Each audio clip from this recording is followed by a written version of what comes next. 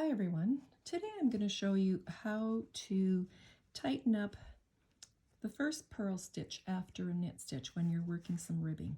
So here I'm working on the rib throw, and it's a beginner friendly pattern, and I just wanted to show you how to tighten up that stitch.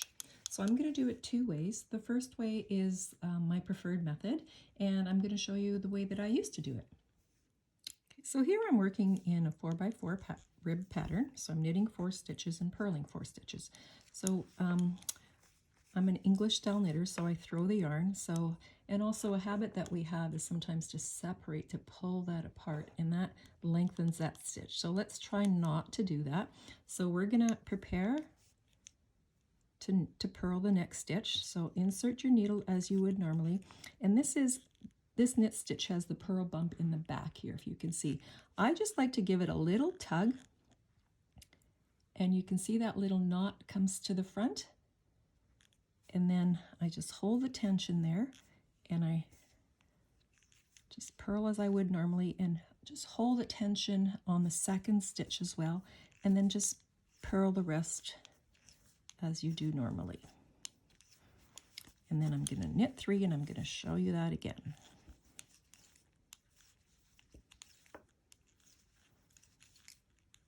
So here we've come to the last knit stitch, and we're going to work our purl stitch. So bring the yarn to the front. I like to insert my needle first because it gives me a little bit of leverage, and then I can pull that stitch, and you can see the little knot comes up. And then just hold the tension. I like to just sort of grab my needle firmly here, and then proceed to put a little tension on the next one, and the rest just normal tension.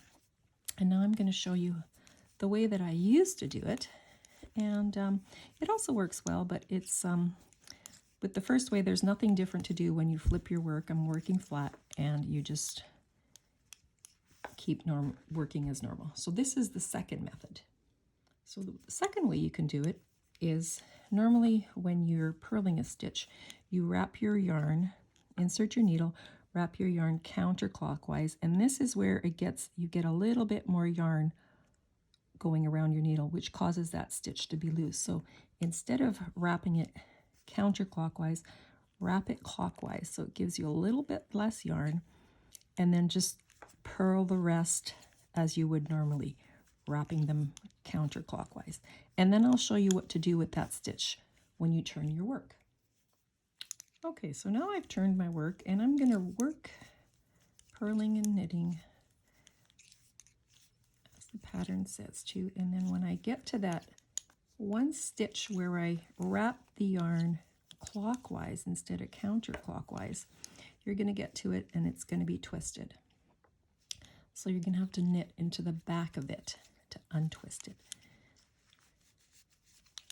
So that's, to me, is a little bit more work, so that's why I just prefer to give it a little tug, watch for the little knot to come up, hold the tension, wrap it around. I'll just show you one more time here. Insert, just give it a little snug so you see the little knot come around, and then just purl that stitch, holding the tension on your yarn so that you don't have a tendency to pull it back loose. And that's pretty much it. And this tip works great for 1x1, 2x2, any kind of ribbing that you want to do. And it's also great to use if you're making cables, and that first stitch, when you're working your cable, the first stitch after the cable is a little looser. Just purl it with a little bit more tension. I hope this tip helps you.